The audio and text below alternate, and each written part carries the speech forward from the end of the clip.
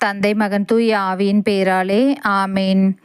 நீதியும் நேர்மையும் அரியணைக்கு அடைத்தலும் பேரன்பும் உண்மைக்கும் உமக்கு முன்னே செல்லும் என்றுரைக்கும் எங்கள் இறைவா, இன்று எங்கள் அனைவரையும் நேர்மையோடு உண்மையோடு வாழ்வதற்கு எங்களை அழைத்ததற்காக உமக்கு நன்றி செலுத்துகின்றோம்.